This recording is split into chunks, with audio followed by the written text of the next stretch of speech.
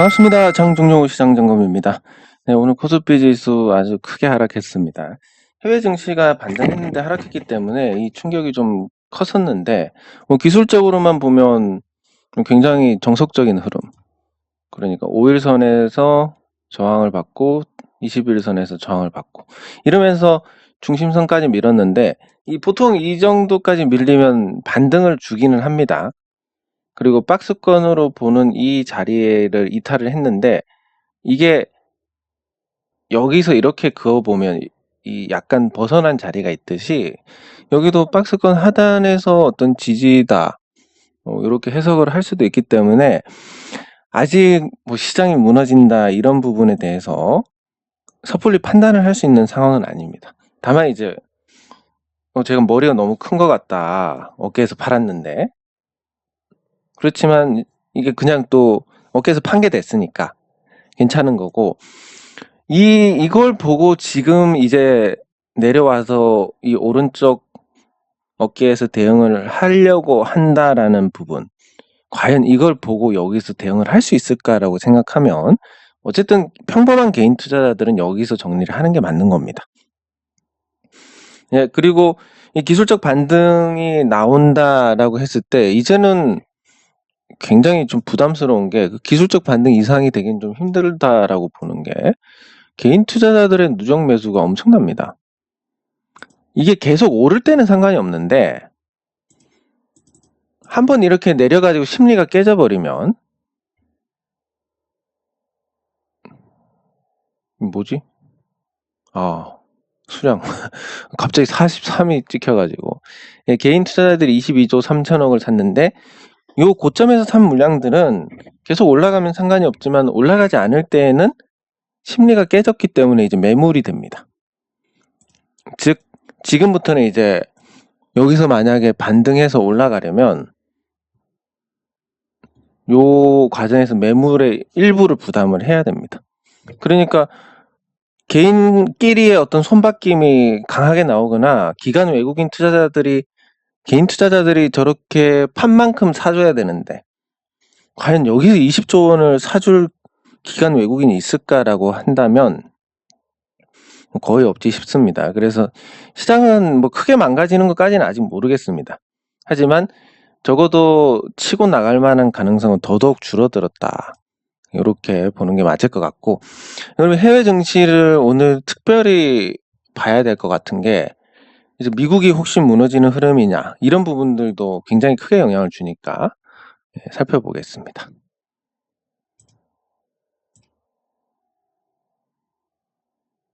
네, S&P 500인데 현재 상황은 아직까지 뭐 무너질 만한 그런 건 아닙니다. 반등이 나왔고 오늘 다시 무너진다 하더라도 하단이 어느 정도 한계가 있는, 그러니까 추세로 본다면 이 추세는 굉장히 가팔라 가지고 조금 유효성이 떨어지긴 하지만 요거하고 이렇게 나눠서 보면 조정을 받더라도 조금 여유는 있는 상태다. 그러면 다우 지수는 뭐 마찬가지 상황인데 그어 보겠습니다. 이게 제가 긋는 거는 이게 정확하지 않으니까 이렇게 그어보면 아직까지 이 추세 이탈까지는 조금 여유가 있는 상태다. 그리고 기술적으로 요 자리, 그리고 이런 자리, 요런 자리, 그 아래쪽으로 지지선이 많으니까 무너진다 하더라도 이게 시장이 단번에 붕괴가 되고 이런 상황까지는 가지 않을 것 같습니다. 그리고 우리 시장의 영향력이 큰 나스닥 지수 같은 경우는 이렇게 잘 타고 올라가는 상태니까 시장이 붕괴가 되려면 어느 정도 확인을 할 부분들이 더 있습니다. 그래서 추세가 아직 여유가 있으니까 해외 증시발 악재가 나올 가능성은 아직 크지 않다. 그러면 코스피 혼자 단독으로 무너질 만한 그런 상황이냐라고 봤을 때 어느 정도 조정은 받을 것 같습니다. 코스피가. 그러니까 박스권을 유지를 하느냐, 박스권은 요렇게 잡겠습니다. 요거랑 요렇게. 그러면 이 박스권을 살짝 벗어난 이런 자리들은 예외로 보고 요 안에서 유지를 할 거냐 아니면 2700선을 갈 거냐, 둘 중에 하나인데, 뭐 가더라도 기술적 반등이 나올 거니까 시장이 크게 망가진다는 느낌은 안 줄 거고 박스권 유지를 해도 그럴 겁니다. 근데 분명한 것은 시장이 조정을 받고 다시 살아나는 과정에서 과연 기존 주도주들의 흐름이 회복할 수 있을 것이냐, 기존 주도주들이 이렇게 봤을 때는 굉장히 회의적이지 않나. 그래서 시장이 버티더라도 기존 주도주들은 끝났다라고 보는 게 맞을 것 같습니다. 그거 하나씩 살펴볼 거고,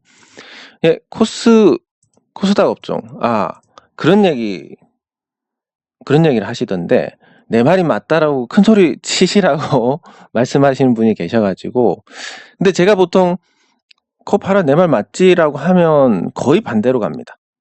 그래서 뭐 그것 때문에 한마디 하자면, 코 팔아 먹을 거 없다 그랬지, 조정 받는다 그랬지, 내 말이 맞네, 뭐 이렇게 말씀드릴 수 있는데, 사실 뭐 현실은 제가 대형주를 정리한 것보다 아직도 위에 있습니다, 가격이. 그래서 뭐 잘 대응한 건 아니고, 다만 지금 그 종목들을 갖고 있었으면 고점을 봤기 때문에 거기서도 못 팔았는데 지금 어떻게 팔아라는 상황이었을 거고, 근데 미리 팔았으니까 그런 거 없이 지금 현금 갖고 좀 심리적으로 안정된 상태로 볼 수 있는 그런 상태니까 조금 다르다라고 생각을 할 수 있습니다. 네, 그리고 요 코스닥을 보면 코스닥은 변동성 하단에 거의 근접해서 저는 오늘 이 코스닥 레버리지를 인버스를 정리를 했습니다. 4,660원에 정리를 했는데, 제가 처음에 생각했던 건 아니지만 거의 근접을 했습니다. 뭐가 근접을 했냐면, 저는 요 시점에서 했기 때문에,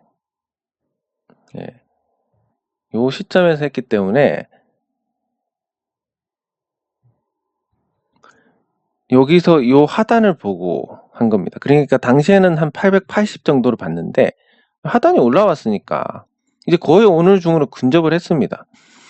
그래서 뭐 추가 하락이 단기적으로는 제한적이니까 정리를 해야지라고 해서 정리를 한 거고, 일단 뭐 코스닥 약세도 그 타겟으로 잡았던 게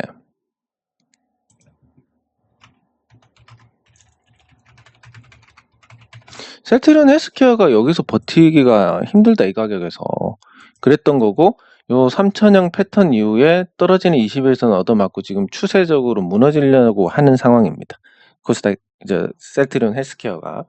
다만 이제 변동성 자체가 좀 줄어들었기 때문에 뭐 여기서 박스권 흐름을 보이다가 좀 버티다가 떨어지는 쪽을 생각할 수 있는데, 어쨌든 이런 부분이 뭐 실속은 없지만 그 손실도 경험하고 그리고 시간도 끌고 그래서 얻은 이익이 1.61%. 근데 뭐 은행 이자라고 생각하고 비교를 하면 뭐 그거보다는 훨씬 나으니까 괜찮은데, 그 사이에 손실이었을 때 이런 거 생각하면 뭐 딱히 실속은 없었다. 그래도 생각했던 그림이 나왔으니까 거기에 따라서 매도를 했습니다. 네, 그리고 종목으로 넘어가서 상보. 상보는 오늘 하락했습니다. 하락하면서 이제 요 전환가액 조정이 나왔습니다. 이게 그 전환가액이 900원대로 제 욕심에는 900원대가 되고 좋으면 참 좋겠다 이렇게 생각하는데 아주 찔끔 조정이 됐습니다. 이 전환 자체가 좋은 게 요 리픽싱인데, 전환 자체를 사놓고 그대로 올라가면 수익인 거고 내려오면 리픽싱 돼가지고 올라갔을 때 더 수익이니까 요게 좋은 거고, 그래서 지금 리픽싱 된 거를 보니까 요렇게 표기가 됩니다. 리픽싱 된 거, 그리고 여기 이자가 들어왔습니다. 전환 자체가 많지는 않지만 이자가 나오는데 요게 입금이 됐습니다. 그래서 뭐 이자 조금씩 받고 주가 내려도 리픽싱 되니까 문제 없고, 네, 그런 거 생각하면 참 주식보다 괜찮다. 그래서 이걸 웃돈 주고 사는구나 이런 생각을 해봅니다. 그리고 지금 그 상보가 들리는 소문에는 지금 4분기에도 실적이 괜찮다 이런 얘기가 나오는데, 이게 체질 개선을 해가지고 2분기부터 매출과 이익을 만들어내고 있습니다. 이렇게. 그리고 4분기에도 매출과 이익을 만들어낼 것 같은데, 요 기조가 이어지면 상보가 적정 주가가 뭐 지금보다는 훨씬 높지 않을까 싶습니다. 흑자 전환했으니까. 그래서 올해 만약에 4분기까지 요 실적 수준을 유지를 한다. 그럼 연간 한 70에서 80억 정도 이익을 낼 수 있는 회사가 되는데, 근데 상보에 지금 시가총액이 578억밖에 안 되니까, 시가총액으로. 그럼 여기서 상승력이 조금 커진다. 근데 개인적인 바람으로는 900원 한번 갔다 오면 리픽싱 돼가지고, 이게 적정 주가가 한 2,000원 되니까 900원 갔다가 2,000원 가면 참 좋겠다. 이런 좀 어떻게 보면 나쁜 마음을 갖고 있으니까, 제가 상보 괜찮냐 그러면 선뜻 사시라고 말씀을 못 드리는 겁니다. 저는 마음속으로 내리기를 바라고 있으니까. 그래서 조금 더 기다리셨다가 시장 조정받으면 타이밍 좋게 또 그런 900원대를 볼 수도 있는 거고, 리픽싱 끝나면 이제 주가를 밀만한 그런 이유가 없는 상태고, 그리고 여러분들께서도 이 가격에 잡으면, 올지 안 올지는 모르겠지만 이 가격에 잡으면 문제될 게 전혀 없습니다. 그래서 상보가 실적이 좋은지, 4분기 실적이 언제 나올지 모르겠지만 실적이 좋은지 확인해 보시고, 그리고 실적이 좋으면 투자 매력이 높아지는데, 아시다시피 뭐 투자 매력이라고 치면 저는 코스피 코스닥 전체 통틀어 가지고 1등이 삼성생명이라고 봅니다. 근데 주가 박살납니다. 그래서 투자 매력하고 또 주가 흐름은 별개니까, 그래서 상보 같은 경우는 900원대를 기다리면 아주 좋은 성과를 낼 수 있지 않을까. 결국은 뭐 기다리는 거랑 돈이랑 비례를 하니까, 그런 관점에서 보시면 될 것 같고, 그리고 액트 박스권으로 보고 있는데 4,500, 5,500 이렇게 보고 있습니다. 하단까지 왔는데, 뭐랄까, 뭐 4,500 정도는 가겠지 생각을 했지만 막상 오니까 기분 더러운 거 뭐 이런 거 있고, 그리고 뭐 생각했던 물량을 다 담은 것도 아니고, 그리고 제 목적이 어쨌든 테슬라발 전기차 버블이냐, 여기에 대해서 굉장히 우려를 했었는데, 일단은 그럴 가능성이 줄어드니까 거기에 따라서 또 뭐 정상적인 반응이 아닐까 싶습니다. 테슬라가 실적 발표하고 나서 주가가 빠졌고 전일도 빠졌고 이렇게 해서 테슬라 지금 전기차 버블로 갈 가능성은 그렇게 크지 않으니까, 그런 관점에서 보면 뭐 그냥 전기차 버블이면 어떡하지라는 부분을 해소했다는 것만으로도 어쨌든 목적에 부합하고, 이제 두 번째, 투자를 했으니까 손실 보려고 투자하는 사람은 없으니까 이걸 이제 수익 보고 나와야 되는데, 그 수익 볼 가능성이 있느냐 없느냐를 봤을 때 엑스가 이제 적정 주가가 5,000원짜리가 됐습니다. 뭐 유양 DNU 부채 없이 자산만 1,024억 정도 되는데, 여기에 지분 40%, 그럼 경영권 프리미엄 50%를 했을 때 400억에 400에 50% 더하면 600억짜리입니다. 그리고 유양 DNU가 이제 600억이고, 그리고 뭐 대구 공장, 뭐 베트남 공장, 중국 공장, 뭐 이런 거 자산 다 하면 충분히 뭐 1,000억 이상 되니까, 일단 뭐 5,000원이 적정 주가다. 그리고 뭐 전기차 쪽으로 어쨌든 성장성도 기대할 수 있고, 뭐 세미콘 라이트 주식은 뭐 정황상 이번에는 확실히 이제 더 이상 연기가 없지 않을까. 2월 25일까지 하고, 왜냐면 요게 이제 6개월 이상 끌면 또 벌점을 맞는 부분도 있고, 그리고 3월에 감사 보고서가 나오는데 이거 2월 25일까지 처리가 안 되면 이 부분에 대해서 또 감사 보고서상 문제가 생길 수가 있으니까 어떻게든 세미콘 라이트가 이제 주주 이름에서 빠지지 않을까 예상을 해봅니다. 그것만 해도 뭐 주가가 올라갈 만한 이유가 되니까. 예, 그래서 액트는 살짝 뭐 생각은 하고 있었지만 저 정도까지 빠질 수 있다 생각하고 있었지만 막상 빠지니까 조금 짜증이 난다. 뭐 요 정도? 근데 뭐 앞으로 보면 특별히 손해 볼 것 같지는 않고, 예, 그래서 그냥 지켜보시면 될 것 같다라고 볼 수 있습니다.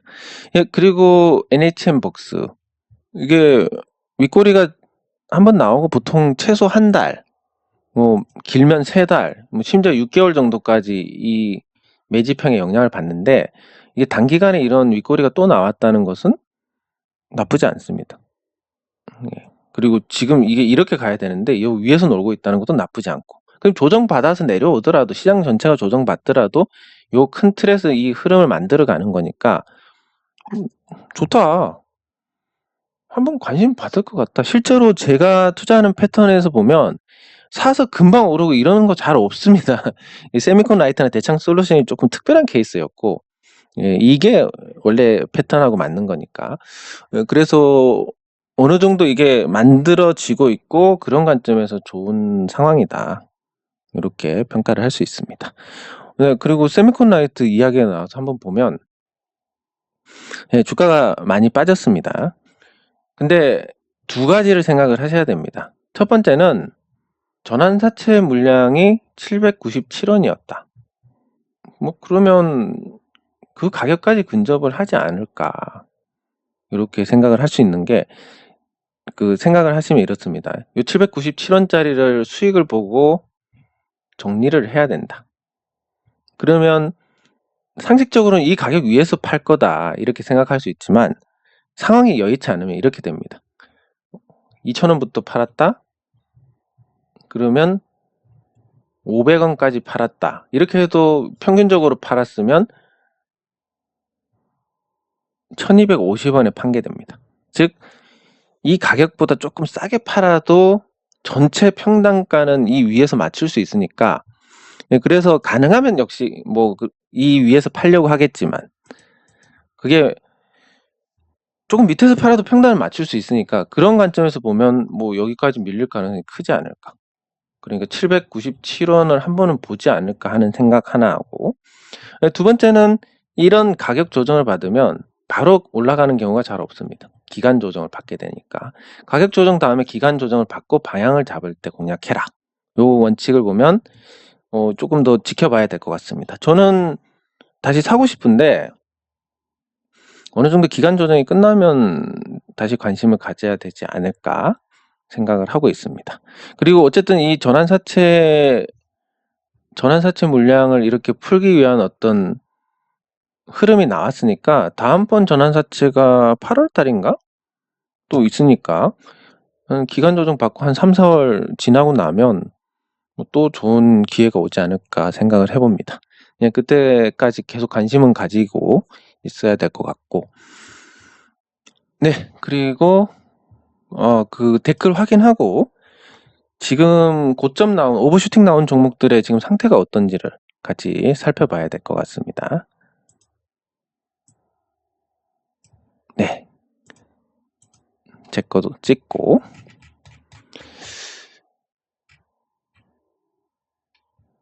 예, 이제 뭐 확실하게 이제 시장이 더 갈 것 같은 상황은 아니다. 이런 부분들은 이제 확인이 된 것 같습니다. 네, 도움이 됐다니까 감사드립니다. 조정 주고 매수하라고 하는 분이 누군지 모르겠지만, 누가 그런 얘기를 하는지 모르겠지만 굉장히 좀 무책임한 거 아닌가. 좀 그런 생각이 듭니다. 사실, 아니, 지수가 이제 3,000선을 넘었는데 여기서 적극적으로 조정받으면 살아라고 하는 분들은 왜 2,000선에 있을 때는 그런 얘기를 안 했는지, 1,400에 있을 때는 왜 그런 얘기를 안 했는지 좀 안타까운 부분입니다. 근데 결국은 그렇지 않습니까? 저는 낮을 때 사라고 했고, 높아지니까 재미없다고 아예 저는 대형주 다 팔았다고 공개적으로 말씀을 드렸습니다. 물론 그때 판 대형주 아직도 그 가격보다 위에 있긴 하지만, 어쨌든 그런 관점에서 그냥 우리가 생각했을 때 상식적으로 가는 게 맞습니다. 오르면 오르는 거 보면 더 오를 것 같아서 사게 되는데, 오르면 비싸졌으니까 안 사는 게 맞는 겁니다. 예. 어쨌든 누군지는 모르겠지만 조정주면 매수하라 하는 거는 미래는 알 수 없는 거지만 굉장히 좀 무책임한 게 아닌가. 왜냐하면 말씀드렸듯이 그런 논리라면 2000선에는 왜 얘기를 안 하고 1400 꼬라박았을 때는 왜 그런 얘기를 안 하느냐. 예, 그런 거. 네, 감사합니다. 왜, 참. 감사합니다. 저 이런 거 진짜 좋아합니다. 예. 예, 유로 수익 축하드립니다. 예, 동국산업은 요거 끝나고 한번 보도록 하겠습니다. 네, 감사합니다.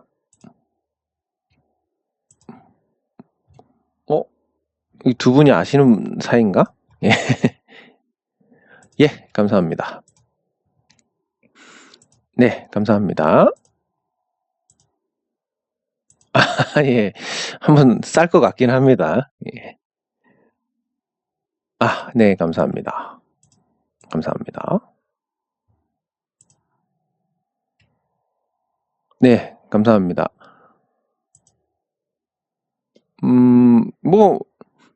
돈이 160억이니까, 액트,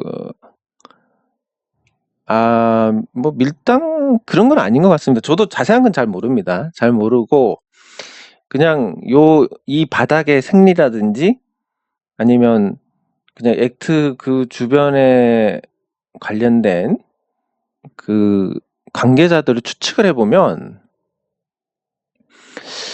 글쎄 이런 거 아닐까 싶은데 160억이 적은 돈이 아닙니다.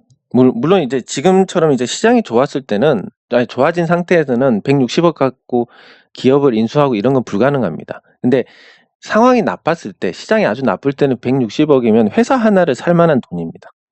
이거를 살려면 어느 정도, 이 사는 쪽에서도 자선 사업가가 아니기 때문에 수익을 볼 수 있는 그런 어떤 보장이 필요합니다. 그러니까 160억치를 샀는데 액트 주가가 계속 낮은 수준에 있다. 그렇다고 해서 5천원에 160억치를 샀는데 얘네들이 팔면 못 올라가니까 최소한 10,000원 이상 가야 선뜻 사지 않겠습니까? 10,000원 이상 가면 그래도 조금은 팔겠지. 10,000원부터 쭉쭉쭉쭉 팔면 10,000원에서 3,000원까지 팔면 평균 한 7,000원은 되겠지. 이 정도 수익이 난다는 보장이 있어야 얘들도 이 자금을 집행을 할 거지 않습니까? 그러니까 그런 부분들을 검증하고 하다 보면 시간이 좀 걸리지 않나 생각을 해봅니다. 안 될 것 같지는 않습니다. 안 되면 교환권 다 뺏기는 상황이 될 거니까. 8.96% 가지고 지금 시장에서 경영권을 방어를 할 수 있는 쪽은 없다고 보시면 됩니다. 8.96이면 무조건 뺏깁니다. 예, 그러니까 특별히 걱정하실 필요는 없을 것 같습니다.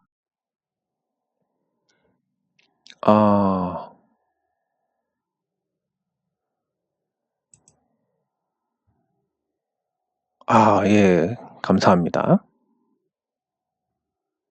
예, 맞습니다. 세용짐하고, 제가 말씀드리는 게 좀 와닿는다 이런 분들은 이 평범한 분들이시기 때문에 그렇습니다. 물론 해외에서 사업을 하시고 이러면 굉장히 어느 정도 성공한 사업을 하시는 분이 아닐까 추정을 해보는데, 그렇다 하더라도 주식 투자에 있어서는 이 동물적인 감각이 있고 이런 아주 특수한 경우를 제외하면 대부분 평범하다고 보시면 됩니다. 그 평범한 분들이 유명한 책들에 나온 내용들을 보고 똑같이 할 수 있느냐, 좀 어렵다고 보고, 저는 개인적으로 책에서 가장 도움을 받은 부분이 이 차트 패턴이라는 책인데, 왜 도움을 받았냐면 이 차트 패턴은 그 4만 개 정도 되는 차트를 다 분석을 해가지고 그 사람을 고용을 해서 거기에서 이제 패턴을 찾은 겁니다. 제가 이거를 하면 평생 걸려도 못 하는데 그런 걸 해서 패턴을 만들어 가지고 책으로 내주니까 얼마나 고맙습니까? 그래서 저는 이거는 확실히 도움을 받았는데, 이 책에 대해서는. 근데 나머지 책들은 두 가지입니다. 운인데 실력으로 착각하는 거.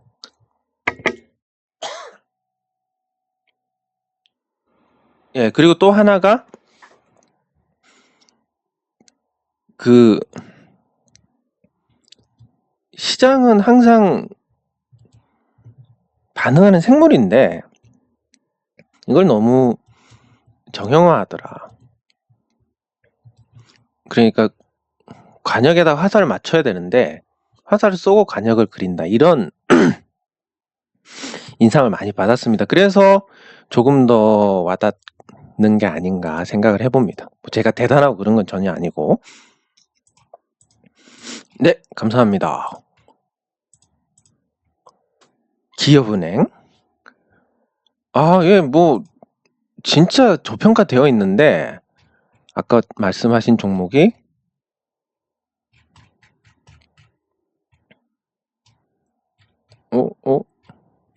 동국산업.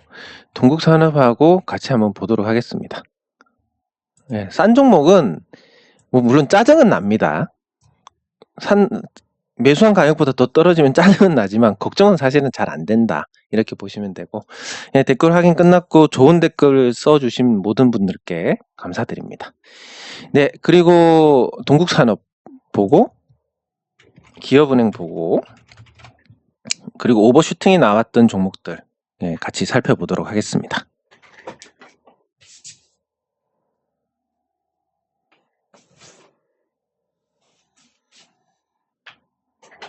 예, 동국산업은 흐름 자체는 급락 패턴으로 가고 있습니다. 이게 단기적으로 볼 때는 우리가 수급을 기반으로 봐야 됩니다. 차트가 나쁘네 좋네 이런 거 말고, 자, 동국산업이 하락했습니다. 동국산업은 대표적인 저평가 종목입니다. 가격은 괜찮은데 주가가 상승을 했고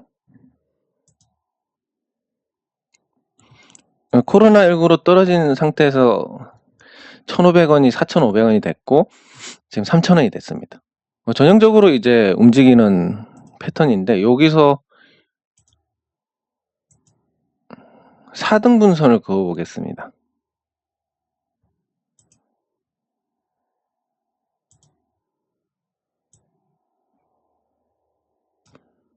자, 올라갔고 여기서 여기까지 올라갔고 그리고 절반을 반납을 했습니다. 그러면 추가 하락의 가능성은 그렇게 높지 않습니다. 지금 현재 상황으로는. 추가 하락 현재 상황으로는 추가 하락 가능성이 높지 않은데 당장은 급락 패턴이고, 근데 이게 또 장기 이평선하고 밴드 하단하고 만나는 자리니까 또 반등이 나올 수 있는 그런 자리인데, 그러면 수급의 관점에서 보라는 게 무슨 얘기냐면 이 주가가 올라갔을 때 팔 사람이 얼마나 많은지 적은지를 봐야 됩니다. 근데 이 주가 움직임을 보면 요 가격대에서 굉장히 많은 거래가 있었습니다.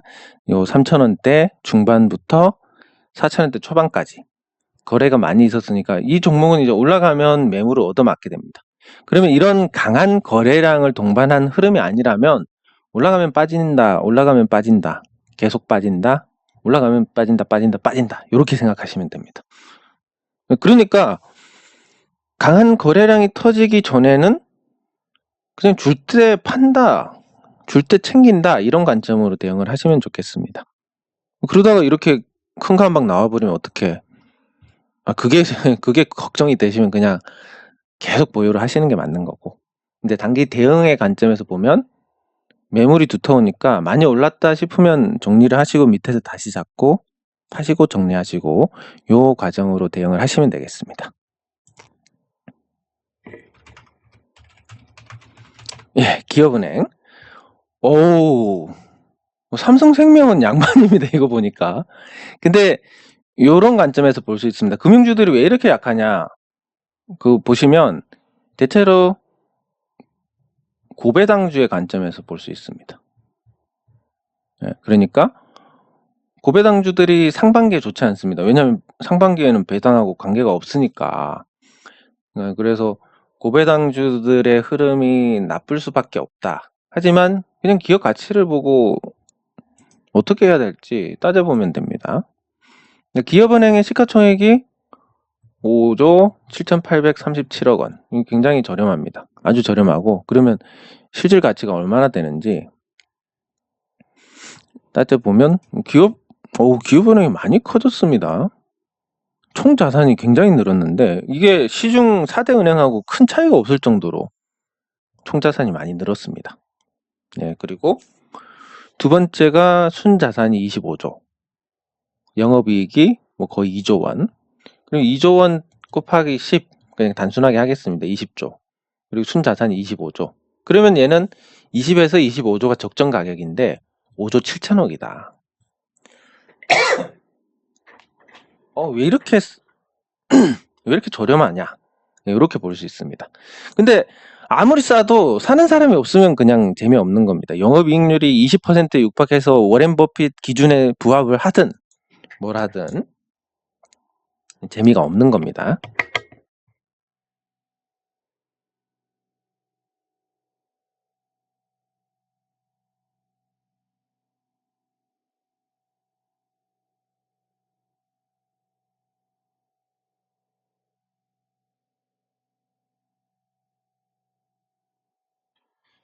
근데 기침이 나와서 잠깐 마이크를 껐습니다.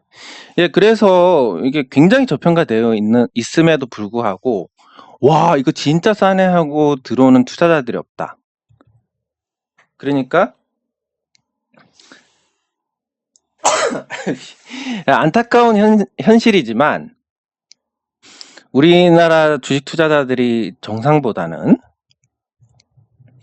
비정상이 조금 더 많다. 이 비정상이라는 것은 당장 올라갈 거 1년 이자가 2%도 안 되는 세상에서 당장 20% 30% 올라갈 거 찾고 있으니까 일단 정상이 아닌 건 맞다. 그리고 이렇게 싼 종목이 이렇게 있음에도 불구하고 안 산다. 왜 올라가야 산다 이런 거니까 좀 안타깝다고 볼 수 있습니다. 또 은행주에 대해서 좀 부정적인 부분이 있다면 이 제주은행하고도 관계가 있는데 제주은행이 뭐 네이버가 인수한다 이런 얘기가 돌고 있으니까 예, 그런 영향에서 또 기존 은행들은 경쟁이 더 치열해지는 거 아니냐 이런 또 부정적인 영향이 있습니다. 그래서 근데 매각서를 부인했는데도 이렇게 상한가를 간다는 것은 실제로 뭐 인수를 하는 쪽으로 가는 게 아닐까. 저는 개인적으로 제주은행보다는 이 K뱅크가 나을 것 같은데 네이버가 인수를 하기에는. 근데 네이버 측에서는 협의한 적도 없다고 하는데 얘가 왜 상한가를 가는지는 모르겠지만 어쨌든 아닌 땐 굴뚝에 연기가 날까? 이런 관점으로 봐야 될 것 같습니다. 예, 그러면 이제 LG전자부터 살펴보도록 하겠습니다. 예, 아직 뭐 죽은 모습은 아닙니다. 이렇게 이제 죽었다라고 강하게 얘기를 해버리면 그러면 또 귀신같이 반등하는 게 주식이니까. 예, 근데 요거는 있습니다. 제 친구가 19만 원대 샀습니다. 14만 원에 자기 매형이 LG전자 다니는 매형이 좋다고 해가지고 매수하라고 했는데 이때 안 사고 있다가 오르는 거 보고 덥석 19만 원에 샀습니다. 네, 그리고 큰 손실을 봤습니다. 이게 근데 그런 너무 올라간다 해서 급하게 살 때가 보통 신기하게도 고점입니다. 그래서 LG전자는 이게 고점이 나왔다라고 볼 수 있고 이 가격이 도대체 어떻게 올라간 거냐 보면 일시적인 심리도 있겠지만 결국은 뭐 랩 어카운트 이건 제 개인적인 추정입니다. 랩 어카운트 뭐 자문형 랩 이런 데서 과거에 7공주 이런 거 하면서 물렸는데 그 물린 거를 이번 참에 이렇게 주가 다 신규 고객들 돈으로 밀어 올려서 자기들 거 빠져나간 게 아닌가. 뭐 이건 굉장히 음모론적이긴 하지만 뭐 합리적 추정이다. 그래서 주가가 한참 올라갔을 때 보면 기관 투자자들의 매도가 이렇게 있었다. 그전 너무 많이 샀는데 자기들 뭐 신규 펀드에서 갖고 온다든지 뭐 이렇게 할 수 있으니까. 그래서 묵은 매물을 털어내는 과정이 아니었나 네, 이렇게 추정을 해봅니다.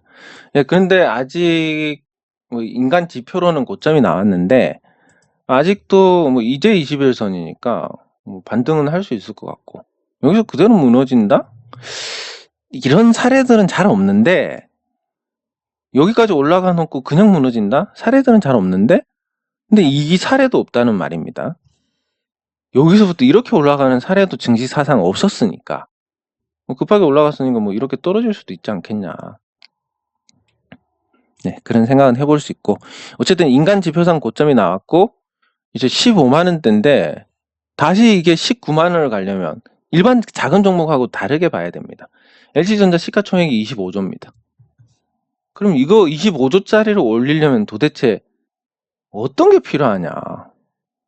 돈이 그냥 뭐 최소 몇 천억은 들어가야 됩니다. 누가 사서. 지금 개인 투자자들 심리가 깨져가고 있는데 누가 LG전자를 지금 가격에 몇 천억씩 살 거냐 라고 보면 일단 개인은 없고 그러면 외국인 투자자들이 어느 정도 관리를 위해서 사서 올린다라고 생각을 해볼 수도 있는데 거기에 자기들이 판 것보다 돈이 더 많이 들어가면 안 하는 겁니다.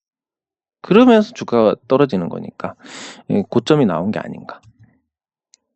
그리고 추세 전환 신호가 고점 대비 마이너스 10%인데 이미 마이너스 20%가 넘었습니다. 뭐 그러면 뭐 끝난 겁니다, 이거는. 그리고 삼성전자도 이때 분위기가 어땠냐면 인간 지표 분위기가 삼성전자 이제 안 팔 거다. 내리면 더 살 거다. 공매도 때문에 박살나도 나 안 팔 거다. 이런 분위기가 나왔습니다. 그리고 나서 이렇게 됐습니다. 고점 대비해가지고 삼성전자가 많이 떨어졌습니다. 이미 추세 전환 신호가 어느 정도 나왔다라고 볼 수 있는데 그래도 삼성전자는 아직 건재한 게 여기까지 빠졌습니다. 여기까지만 빠졌고 큰 종목이니까 삼성전자 시총이 500조 원이 넘습니다. 그 우선주 포함해가지고. 그러면 이거를 다시 밀어 올리면 돈이 얼마나 필요하냐. 최소한 한 5조는 필요하지 않을까. 이렇게 생각을 할 수 있습니다. 그래서 조금 어렵지 않을까, 이것도. 뭐 적어도 여기서 뭐 반등은 주고 이런 거는 가능하겠지만 이거를 다시 보기엔 좀 힘들지 않을까. 오버슈팅이 나온 상태에서 이렇게 볼 수 있습니다. 네, 그리고 삼성 SDI. LG전자하고 비슷한 양상인데 이것도 고점 대비해서 이제 10%가 빠졌으니까 추세 전환에 대해서 걱정을 해야 됩니다. 마찬가지로 삼성 SDI가 시가총액 50조입니다. 50조 원짜리 여기서 다시 올리려면 얼마나 많은 자금이 들어가야 되는지를 생각했을 때 조금 부정적이지 않나. 다만 이제 LG전자처럼 20%가 빠진 건 아니니까 한 10% 정도 빠졌으니까 얘는 뭐 기술적 반등 이후에 좀 반전이 있을 수는 있는데 그러기에는 지금 주가가 너무 많이 올랐습니다. 네. 이 정도 시세 그리고 그 오른 기간조차 이미 1년이고 1년 동안 쉴 새 없이 달렸는데 계속 오른다? 상식적으로 좀 힘든 일이 아닐까 싶습니다. 네, 그래서 이렇게 고점에서 상대적 박탈감을 주면서 달리던 종목들이 하나둘 이렇게 무너지고 있고 현대차도 보면 이미 중심선까지 왔으니까 뭐 반등은 또 나올 겁니다. 기술적 반등은 할 수 있겠지만 이 자리를 다시 구경할 수 있느냐라고 보면 좀 힘들지 않을까. 그럼 기아차는 마찬가지. 기아차는 아직까지 흐름이 좋기는 하지만 그리고 21선 닿지도 않았지만 삼성 SDI처럼 고점 대비 10% 정도 빠지긴 했지만 그래도 가격적인 측면에서 봤을 때 아니 기아차가 뭘 해서 뭐 어떻게 돈을 벌 건데 근데 4분기 실적 좋았잖아. 이미 시가총액이 30조 원이 넘는데 이렇게 되는 겁니다.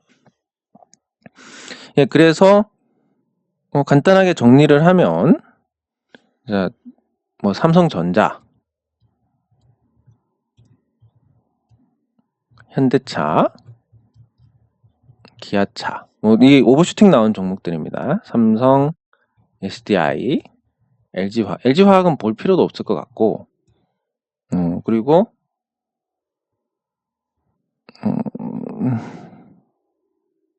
네, 이 정도 LG전자 왜 이렇게 기억이 안 나지? 요 종목들이 있는데 이 중에서 이제 확실히 끝났다라고 보는 게 LG전자, LG화학, 이거는 확실히 끝난 것 같고, 어느 정도 끝날 조짐이 보이는 게 현대차, 삼성전자. 아직은 조금 더 지켜봐야 되지만 가격이 너무 부담스럽다. 기아차, 삼성 SDI. 이렇게 보시면 됩니다. 그래서 오버슈팅 나온 종목들이 전반적으로 이제 분위기가 나빠지고 있는데, 앞으로 유동성 장세가 오더라도 이 종목들은 이제 고점에서 물린 개인 투자자들 물량을 다 쓸어 담아주면서 올라가야 되니까 큰 돈이 들지만 또 실속이 없습니다. 올리는 입장에서 봤을 때, 현 상황에서 기아차를 올려 먹어야 되겠다라고 봤을 때 여기에 있는 매물을 다 받아야 되고, 그리고 여기서 꺾이는 거 본 투자자들도 있기 때문에 여기서 물린 사람들 뿐만이 아니라 그냥 보유하는 사람들도 기아차가 10만원 정도 가면 다시 팔 가능성이 높습니다. 이 많은 물량을 다 받고 밀어 올릴 만한 어떤 재료가 있느냐 없느냐, 이렇게 봤을 때는 그 아까 언급한 6종목들은 이미 말기적 현상이 나오는 게 아닌가. 그렇게 하면서 지수도 같이 꺾이는데, 지수는 이 주도주들보다 덜 꺾이면서, 지수가 이 오버슈팅 나온 종목들보다 덜 꺾이면서 나머지 종목들이 상대적으로 선방해가지고 지수는 그런 애들처럼 안 꺾이고 이렇게 주도주가 서서히 교체가 되는 이런 양상으로 가지 않을까 예상을 해봅니다. 장 종료 시장 점검은 여기서 마치도록 하겠습니다. 수고하셨습니다.